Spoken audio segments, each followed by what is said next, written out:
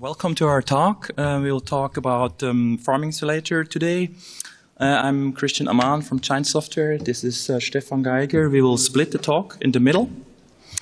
And before we talk, this will be recorded, so please mute your cell phone. Okay. We will start with a little introduction of ourselves. As I said, I'm Christian Ammann. I have a master's in computer science. I worked a bit in the video games industry some years for Sony PlayStation and also for NVIDIA as a software engineer. Before I founded Giants Software together with Stefan Geiger. This is a short intro of Stefan. Stefan also has a master's degree of computer science. He worked shortly at the Sensory Motor Lab before co-founding Giants Software in 2008 together with me. A short slide about Giants Software. We are a developer, publisher of the Farming Simulator series. We have offices in Zurich, in Germany, in the Czech Republic, and in the US. And we develop games for pretty much all platforms that make sense, from consoles to mobile, also PC. Sorry. Okay. Let's just start. The history of Farming Simulator. Both of us, Stefan and me, we share the passion for video games and programming. And we dreamt of developing a game engine and creating video games in Switzerland. And that's a fun fact. Almost 20 years ago, we visited together the GDC here in San Francisco, and that was the point where we decided to bring this dream into reality. So in 2007, a friend, Martin Berwolf, suggested us to create Farming Simulator. So he had this idea. He was pretty much obsessed by this idea to create this game because he loved such a game to play.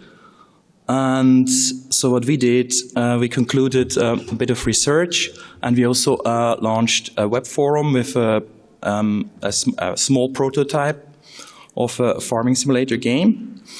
And through that feedback we got, and also through market research, we were convinced that there's a potential and also demand for such a game in the market. So this was pretty much the start. 2007. A long time ago. There were a lot of challenges 2007 to enter the games market as a fresh developer, indie developer, so to say. Self-publishing a video game was a major challenge in the past. The dominant way of selling games was back then still physical retail distribution. So that was difficult, and digital platforms that are available nowadays are very accessible, were close to indie developers. So Steam was only opened for indie developers 2012. So that was also not possible to go that route. And there's another big major obstacle to take. It was the game engine itself. So game engines like Unity and Unreal, they were not accessible at that point. Unity didn't really exist, and Unreal Engine was too expensive at that point for us to license.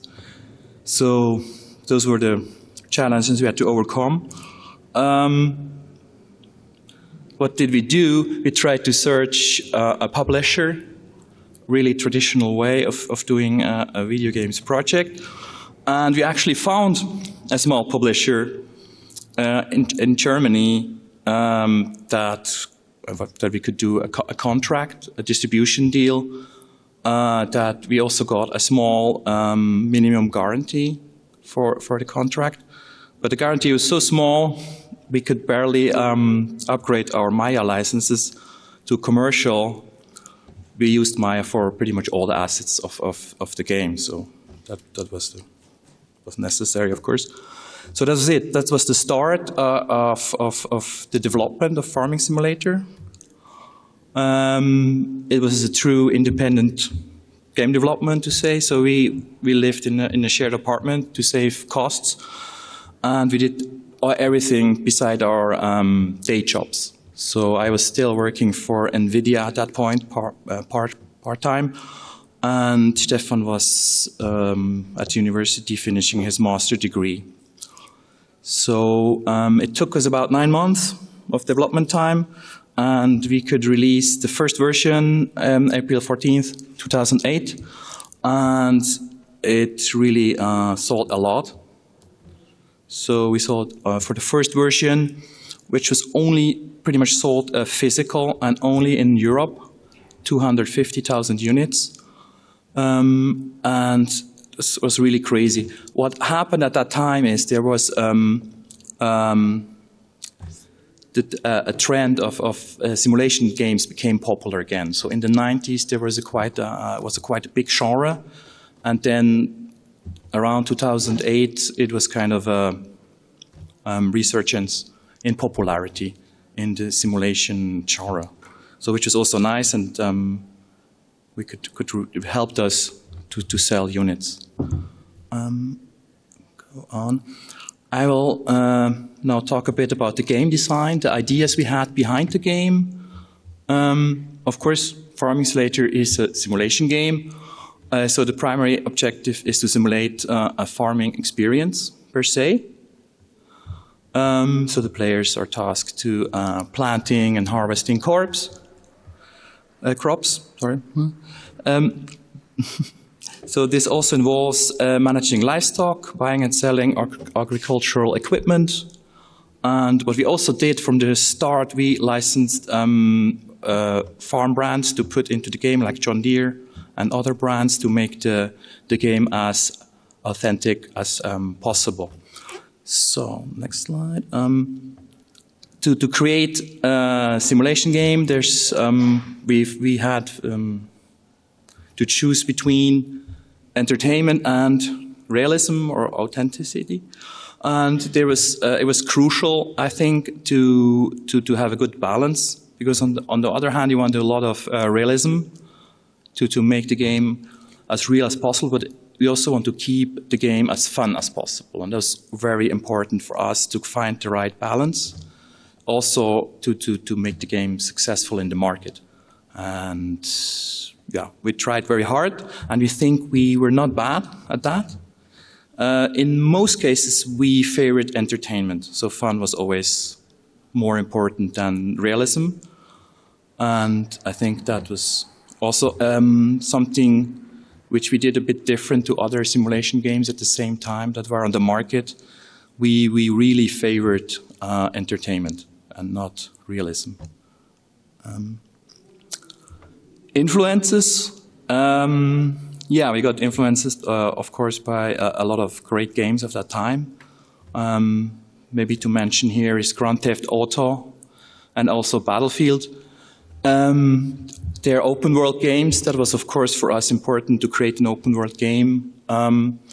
What we also got from those games was this concept, which was pretty much new to simulation games, that you can enter and exit the vehicle at any time.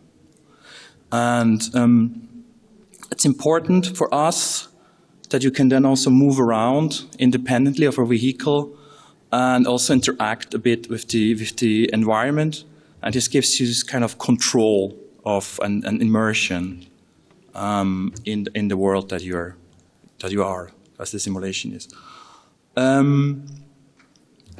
I think this also helped to make the game interesting to a younger audience, and that's also a huge difference we see compared to traditional simulation titles like Flight Simulator, Train and Truck Simulator.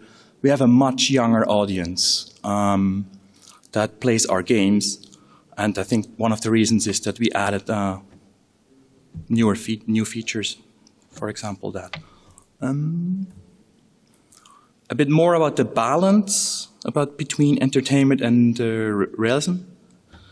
So easy to play. Game design was a huge priority for us. What we did is certain automation to simplify certain gameplay mechanics. So we tried to reduce the number of buttons that were used. And we also introduced a context-sensitive help system. So in all situations, all the buttons that make sense to use were showed on the upper left screen, because we had this experience from those simulation games. They were great. Like I just remember Falcon 3, a flight simulation game, but you had to remember like 100 keys to use it, and that was just not so practical. So that's something we came up and thought, yeah, that could be cool. That you don't need to remember all the buttons. Okay. What we also did is we, of course, also added advanced gameplay mechanics, because we need to have a certain depth in the gameplay. And what we did is we add that optionally. So it was not, for a lot of things, it's not mandatory, but you still can have that gameplay if you want to. And this is something we did a lot in the sequels. We added more and more complex gameplay, but it was optional. So you're not obliged to use them. It's free. Okay. Of course, yeah, we released the game, and there was a lot of feedback. Some feedback was the game is too simplistic, so there were hardcore fans in the community of the game that said, yeah, you can't make such, it's a toy game, it's not a real simulation game. So for example, the attachment of the combine header, so this bar in the front of a combine harvester, it was just one button. You attach, lower, and turn it on, and this was too simple. And then we went back and made it a bit more complex. And there were other elements that we also had to change or adapt. In the end, user feedback was always very, very crucial, and still is today for us to develop the game further and to decide which is important, which is not for the game. That was from the start. Even before the first version was released, we got feedback and were able to, even with the first videos we released, we could incorporate feedback from the community into the game, which is quite cool. Yeah, so to say. So the rest of the talk, we have we will talk about the three defining features of a farming simulator: career mode, modding, and also multiplayer. Career mode we introduced pretty much from the beginning of the series in 2008. The ability to mod was in the first iteration. We enhanced it quite substantially with the second version. And multiplayer was introduced in the third iteration, 2010. So let's talk about career mode. And the career mode in Farming Simulator adds progression and challenge. So the player can start with basic farm equipment, with a small amount of money, and then gradually build his farm and earn more money to purchase larger and more powerful farming tools, and so on. The mode was at that time quite unique among simulation games. And I think the important part is that it adds a level of progression and goal setting that was not present in other games at that time, simulation games at that time. So that was, I think, an important part of the success. What was the inspiration of the career mode? So there are two things that inspired us. First, RPG games that have this kind of leveling up or experience points and skill trees, but also like in sports management games, you see economy management. That is also an inspiration to us. And those elements, they're kind of a natural addition to the whole theme of this game in farming. And I think it adds a lot of engagement and realism, because farmers, they need to manage their equipment and their farm. And there's also, of course, financial management, so they need to see if they have enough money to buy certain equipment or exchange certain equipment to bigger equipment. That's just the natural part of a farmer's daily life. So for us, this was important to get this full spectrum of farming into the game. And as I said, this was not found in other simulation titles at that point. Another element that is really interesting to talk about is the micro gameplay of the game. So the micro gameplay is really when you work on the field, the lanes of the field go up and down to cultivate, to plow, to seed, or to harvest. Or there's also, like if you sell goods, you have to drive to a selling point and then sell the goods. This is something quite early, we added so-called AI workers that will do those jobs, because driving up and down the field for hours is maybe a bit boring as a game in the long term. So we added automation mechanisms into the game so that you don't have to do that yourself. So you can hire workers and then they will do the work for you. It costs a bit of money, of course, but they will do the job for you. So this is interesting in contrast to the macro gameplay. So if you have the micro gameplay, so to say, automated, you can concentrate on the macro level. And this is something that you see, a good example is Factorio, where you have a low-level gameplay, a mechanics layer, and then as soon as you have figured that out, you can concentrate on a more higher level of the gameplay and play there. So this is very, very similar to those construction and management simulation games like Factorio and others. So that's quite an interesting fact. Okay. This is already the end of my part. We will switch over to Stefan. Yeah, so let's get into another very important aspect of the game, which is modding.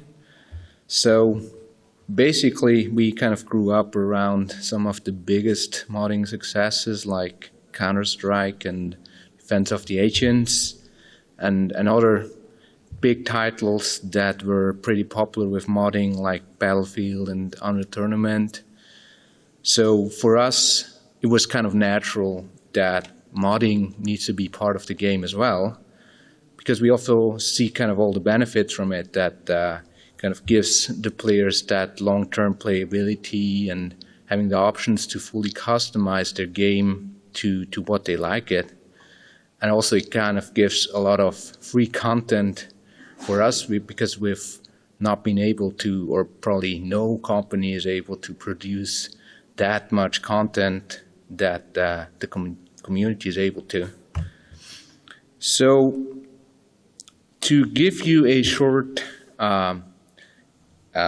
view what kind of the modding is in Farming Simulator, I have a short video that kind of shows a couple mods. Like, of course, there's a lot of kind of realistic mods that try to model new vehicles that add kind of that realistic side of the game. There's also completely new maps that people can create. Mostly they're kind of dedicated to a specific area that they live in. Like here is one in the US, in Michigan. And also completely new gameplay features, like here where you have a very dedicated tool to fully optimize all the gameplay with very specific features. Some other stuff like police and search and rescue vehicles that kind of completely change the game away from farming. Also some fun elements as well. They also added excavators in the game and some very fun stuff as well. Also, like, yeah, content very kind of dedicated to kids as well, with like very colorful stuff.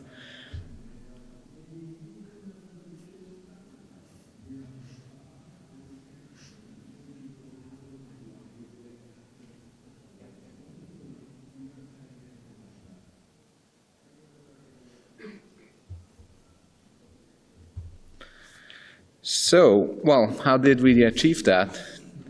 So with the first version of Farming Simulator in 2008, we didn't really have time to implement a lot of modding specific features. But we very focused on being as modding friendly as possible. So we've chosen open formats, XML based, and also used kind of industry standard formats like DDS for textures. So the tools already exist to author them.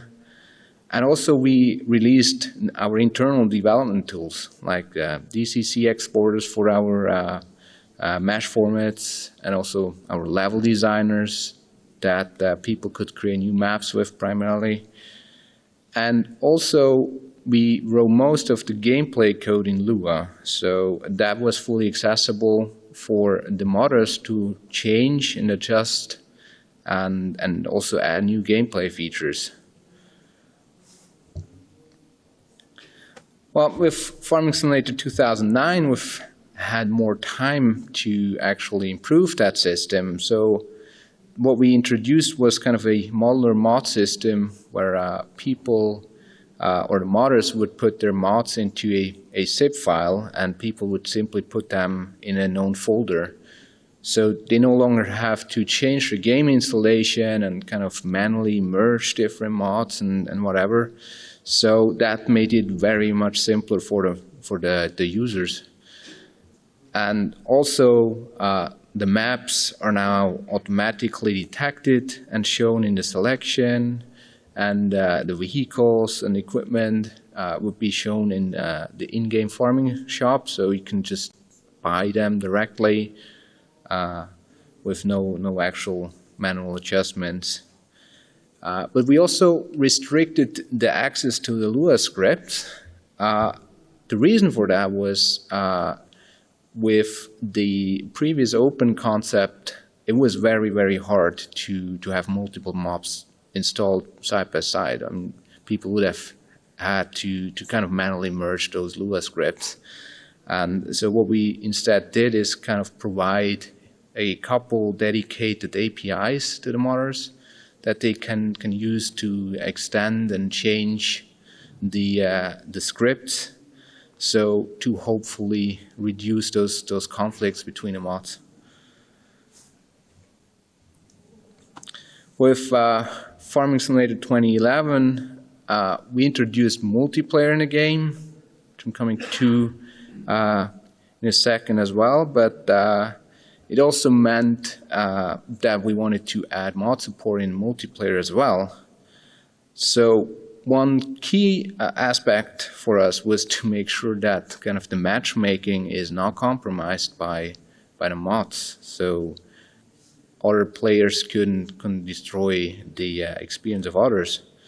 So what we made sure is that the clients need to have installed the same mods as the ones on the server, and also the mods would only be activated when you would join a game. So only at that point, when the server already said, okay, I'm using those mods, I'm sure those are fine for me, that's also when the clients would actually activate them.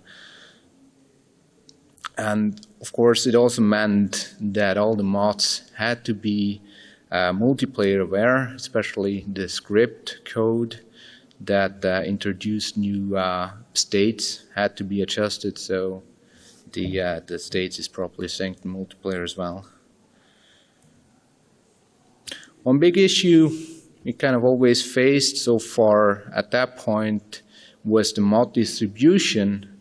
So by then we didn't have any solution on our side, so we left that up to the modders to distribute those mods to the players, and that often resulted in kind of very unuser-friendly download sites, kind of covered with ads, and where you can barely see where you actually need to click to download. There's also been fake download sites that distribute malware and stuff.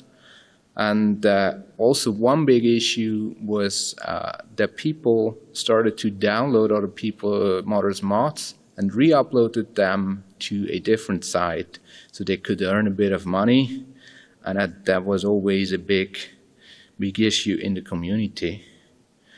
And from the user perspective as well, is of course the quality assurance that wasn't guaranteed at all, right? So you would download a mod and you have no idea if it's even going to work or completely destroy your save game.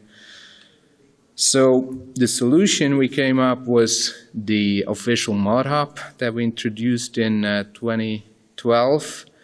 So the idea about that was to really kind of have one source of quality mods. But modders were still hesitant to actually use that system because to kind of guarantee the quality, we had to introduce a couple restrictions in terms of quality. And also, because it's kind of an official thing from our side, we also had to guarantee that there's no licensing issues, there's no age restriction issues, etc. So not all mods are actually possible to be submitted to the mod hub. And also one big factor was the potential loss of that ad revenue from modders. So it wasn't really that much used, but we really have seen a big shift in Farming Simulator 17, mainly due to kind of 3 changes that we made. So the first is that we integrated the mod hub into the game directly. So before, people had to go to our website and download the mod there and install it manually. And with Farming Simulator 17, it is now directly possible to download from within the game with basically one button click. Also, we introduced the rewards program. So we do pay the modders based on the kind of the popularity of their mods.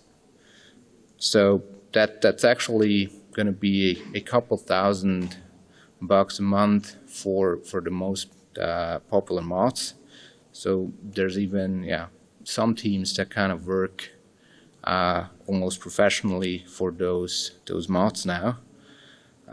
Also kind of interesting now that with the talk from Wednesday, that Unreal Epic also introduced that for their Fortnite Creators mode, kind of a similar concept. So and then the last thing was the mod support that we've been able to finally introduce to our PlayStation and Xbox versions. We're kind of really proud to be one of the very first games to actually support that. And but of course, there's a couple technical restrictions as well on that. Like there's no option to compile shaders on those platforms. And also we're not allowed to ship custom scripts there. And also one big restriction is that all the content on those platforms need to be curated. So the only option to actually get mods on the consoles is to go through the mod hub. But it's also very important for us to kind of keep the external mod support on the platforms where it is kind of possible. Because there's still a ton of mods that would never go through the mod hub restrictions that we have. So to kind of show the progression on the success of the mod hub, there's a couple numbers. So with Farming Simulator 15, where we first introduced it, we kind of got around 300 mods with around 1 million downloads. And then with Farming Simulator, we reached about 2,000 mods with over 500 million downloads. And then with Farming Simulator 19, we now have around 6,000 mods with more than 1 billion downloads in total. And at Farming Simulator 22, even though it's just out for about a year, already reached similar numbers to Farming Simulator 19 as well.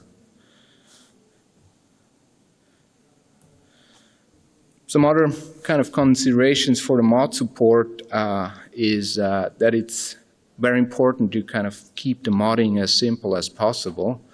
So we spent a lot of time on documenting our systems and writing tutorials. We've also been able to partner with Wiley to produce a farming simulator for Moddies book. Also, it's important to kind of keep the amount of changes from version to version as small as possible, so people are not forced to kind of relearn everything every couple of years, and also to kind of keep the amount of mods as large as possible, because it's always a bit of a hassle for players to lose all their content when they switch to a new version. So for the changes that we had to make, we tried to kind of keep a fallback support for all mods still, or in the cases where that was not possible, we also wrote converter tools, like when we restructured some XML files, or when you changed our binary formats, texture formats, etc. So that there's as little work needed by the modders as possible.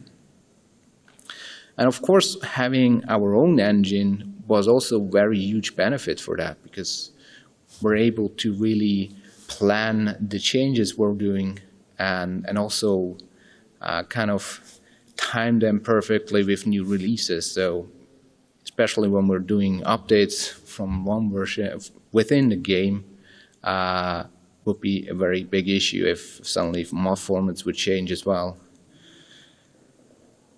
Also, it's kind of very important to avoid any kind of locked-in third-party solutions. If you would go with like a Steam-only solution or so, that would really prevent providing mod supports on consoles.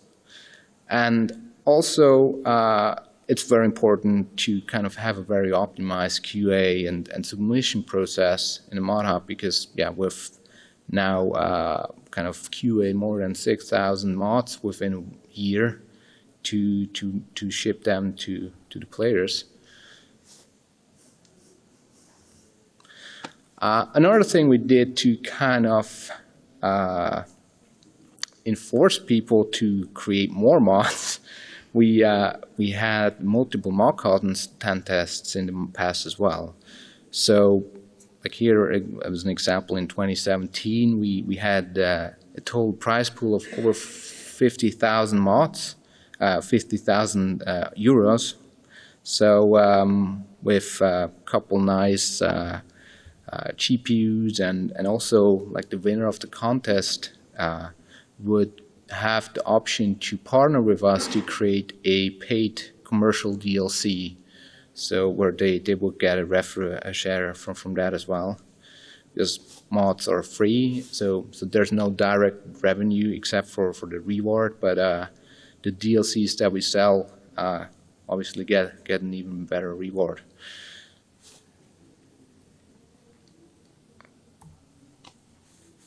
So let's get to another topic, which is the multiplayer mode. So the first two versions were single player only, but we've seen a very big potential in multiplayer.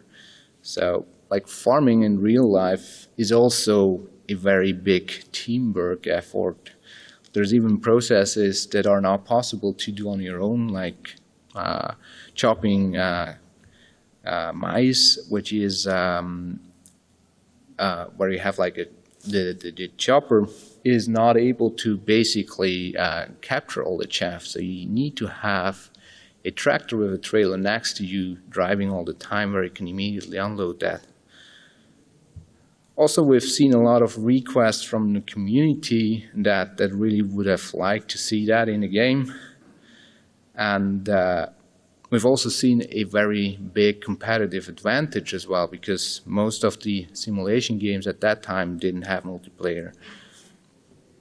So with Farming Simulator 2011, we implemented a cooperative farming mode with up to 8 players. So you would manage one farm together on one map. And we've chose kind of a server client model where one of the players would host the game and others could join directly. Also, the mode was played mostly with friends. I mean, technically, it's also possible to just have random people playing together. But yeah, with cooperative playing, it's always a bit tricky to have random people. So one other thing we introduced in 2013 was a dedicated server support. So with that self-hosted system, that has always been kind of an issue with the network performance. And back then, like even 1 megabits of upload was kind of a luxury. So that was always a bit tricky for the player experience. So having a server in a data center obviously helped a lot for that. But it also gave several kind of gameplay benefits as well. So now with a server running all the time, you could also have kind of a continuously simulated world. So you're no longer tied to one of the players hosting the game, and then it would only be running at that point. And also you could now have multiple admins for the game, because before only the host would be kind of the admin of the game and would have all the permissions to give rights to the players and kick and ban them. And now with the dedicated servers, you could have multiple of those, which also allowed kind of more public play as well. So you could kind of create a bigger community of people that would just randomly play on one world and share kind of the same experience. With Farming Simulator 19, we also introduced a new concept of having multiple farms on one map. So you could have up to 8 farms, and each player would be assigned to one of those farms. And each of those farms would own their own land, their own vehicles, and would be kind of playing against the other farms. That kind of introduced also a more competitive play as well, because you kind of compete with those other farms for resources like land. So you probably want to buy the best land first before the others can.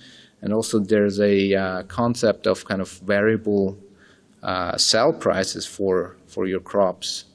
So the more you sell, the less you get for it. So you probably want to sell the stuff first before the other farm can. Also, crossplay is something we introduced with Farming Simulator 22 as one of the biggest features in multiplayer. So now you're no longer restricted to just play with people on the same platform. And but that also had kind of the restriction that we now had to provide the same mods on all platforms. So before, we've been able to just have a set of mods only on the consoles and maybe similar but slightly adjusted mods on PC because of the restrictions on the consoles. But now we were forced to really guarantee that the mods are really the same as much as possible. And also, it's kind of very important to not have any platform-specific APIs, like for networking or matchmaking. Also, before we only had voice chat on the console versions, but now with crossplay, for the console players to be able to really communicate with the PC players, that was also an important thing to actually introduce voice chat as a feature on PC as well. And also there's a kind of a restriction that we're not allowed to have any direct connections from the consoles to the PC. So, but we still wanted to kind of keep that self-hosted concept. So we didn't want to force everyone to go through the dedicated server concept. So what we did is we introduced a relay server concept. So instead of connecting directly to from PC to consoles, we would both would connect to that relay server, and all the traffic would be routed through those.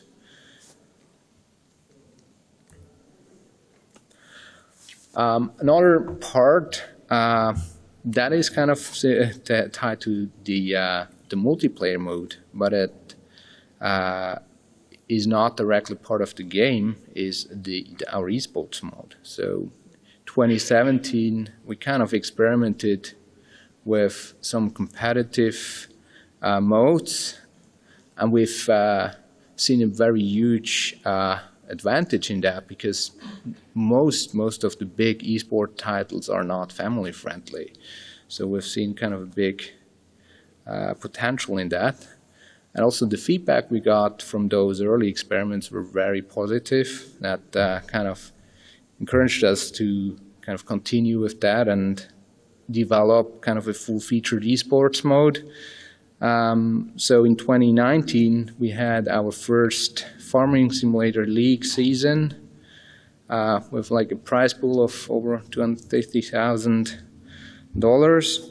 And so I've got a short video to show a couple impressions of how that looks.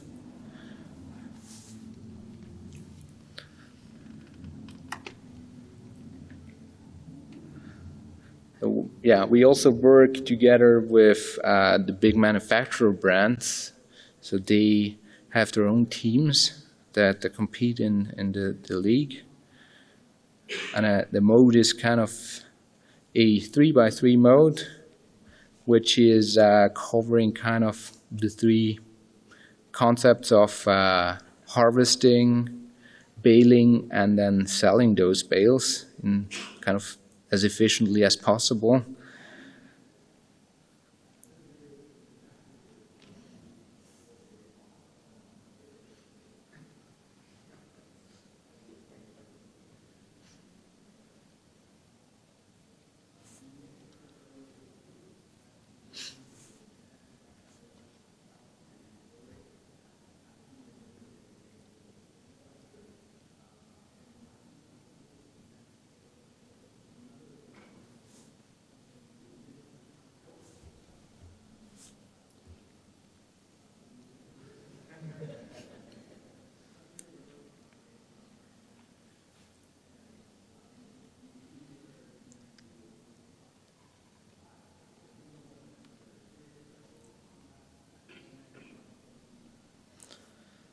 So, well, that brings us to the conclusion of the talk.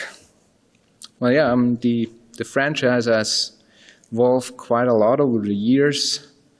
Kind of our basic strategy hasn't really changed. We're still trying to kind of be as casual as possible, but kind of give a kind of still give kind of a realistic simulation. And also, like, the modding helps as well to kind of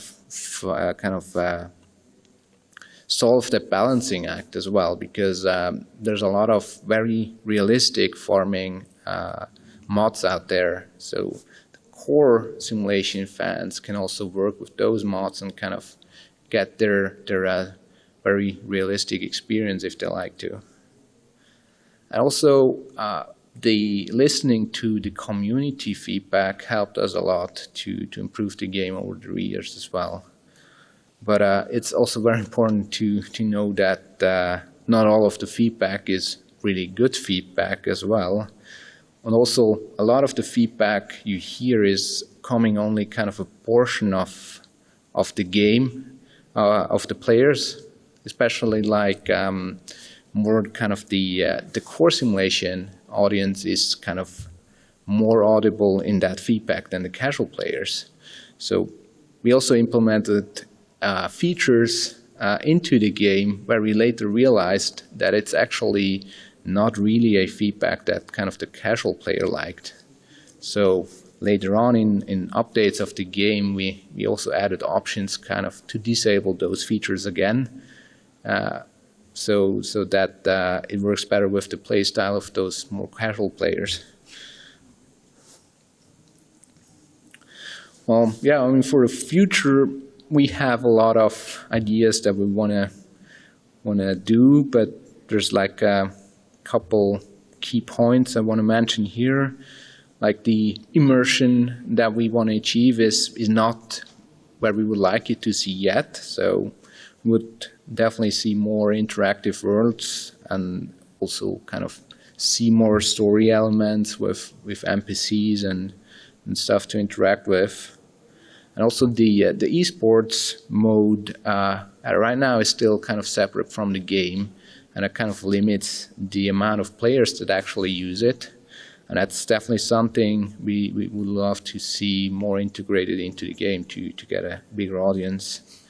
And also one thing that is always tricky with Farming Simulator is the onboarding, and also kind of the open world style of the game kind of doesn't give a lot of guidance to the players. So people are often kind of left in a situation where they don't know what they should do next, because yeah, it's an open world game, sandbox style, where you can do whatever you want. But it would definitely be beneficial to those to kind of give some guidance what they could maybe try next, so that fits better to some of those players. So yeah, that's Farming Simulator. And, thank you for your attendance, and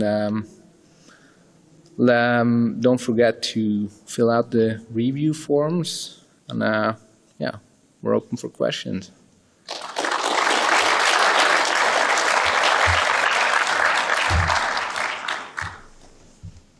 Hi, I'm Frank Carey from Fable Studio. We're working on an AI theme park builder game.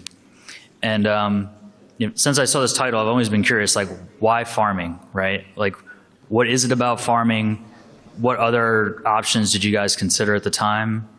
And yeah, what sort of what was farming checking the boxes of that maybe those other options didn't? Well, I mean, before Farming Simulator, we actually worked more on like an RPG title.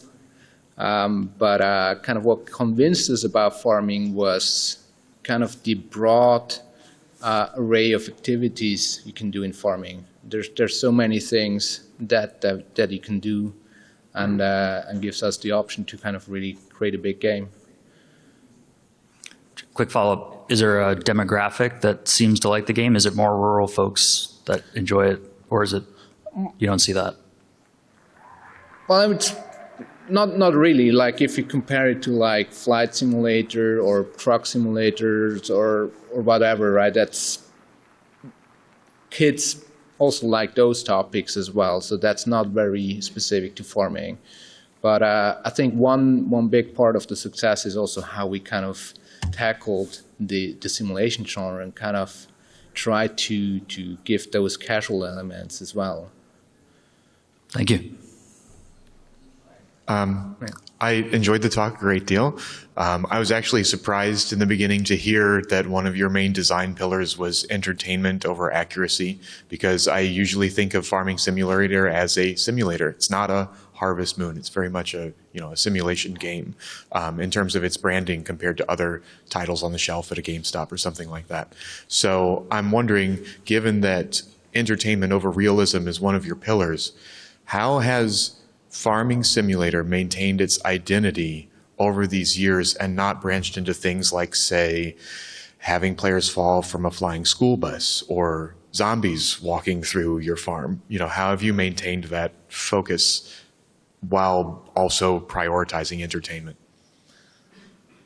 Well, I mean, kind of the realism is kind of still kind of the core concept, right? So basically what we do is we look at reality and try to kind of capture reality as close as possible. When we actually decide how to implement it exactly, that's where kind of the the gameplay fun comes in, right? So that's when we decide, okay, well, let's simplify it in a way that it makes fun, or maybe leave some elements out to still be fun, right? But it's not the other way around where we say, well, maybe that could be a cool thing that's completely unrealistic and let's build that in, right? It's still coming from the realistic side. Okay, thank you very much. Hey, okay. Thank you so much for the talk to start with. It was super insightful in so many ways. I had a question about when you actually started right at the beginning. How did you build up the knowledge base? I mean, coming up with a farming simulator, there must be so much knowledge that you need to gather. And then, of course, you keep talking about the entertainment. So there's the vulgarization of all of that and make it digestible. I'm quite intrigued on how you approached it and if you had any background in farming before. Well, I mean, it was really tricky, definitely. I mean, we both grew up on the countryside, so farming was not completely foreign to us. But yeah, most of the knowledge in the beginning came from the community. So we had a forum from the very beginning where we had a lot of feedback as well, and also a lot of like Wikipedia, etc. So to really figure out how stuff is done. But later on, we also hired several people that actually have a farming background as well that could help on that side. That makes sense. Thanks a lot. Thank you for the talk.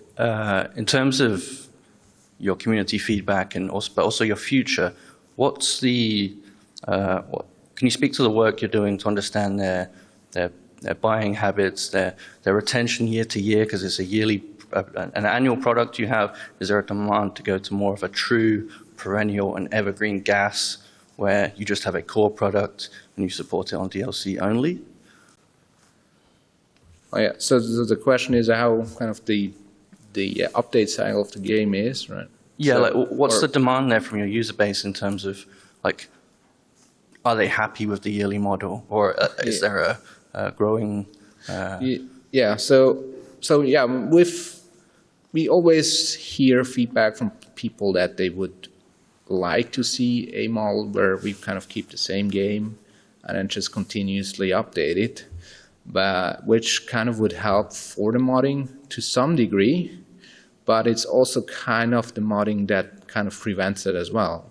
Because if we would just continuously update, eventually, I mean, we need to introduce new features, like, for example, with Farming Simulator 15 or so, we switched from old school textures to BBR textures, and that switch would have been a big issue if it was within the same version, right? So suddenly there's not really a clearly new version, but every mod would be broken, and having that new version cycle also helps to clearly dictate, okay, until that point the mods are mostly compatible, but at that point now you need to make sure that the mods are compatible again.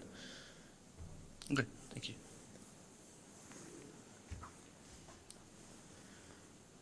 Hi, I'm the release engineer for Sony platforms at Jackbox Games, and I'm very curious as to how you approached your modding your strategy. The one thing about TRC, like the TRCs for Sony, is that UGC has to be created on the platform, on a Sony platform specifically. So I'm curious as to how you guys solved that problem where mods that were developed on a Steam or a different console were also being played on a Sony platform. I run into this issue constantly, which is why I'm so curious as to how you guys solved this. Yeah, well, so the question is how we would solve the TRC issues on the Sony platform that we, for the UGC, that it would have to be created on a platform, not externally. So yeah, actually, I mean, that was a big discussion we've had with Microsoft and Sony for a long time. And we've been able to convince them with Farming Simulator 17 that we're actually allowed to do the way we're doing it right now. And I think a lot of that also probably helped that the Skyrim was working on a similar concept at the same time. So, but yeah, I mean, that's why we have those limitations as well, right? So all the content that goes on the consoles is going to be curated on our side. And there's no options for players just to freely install content from anywhere that doesn't go through to the mod hub. Okay, got you. Thank you.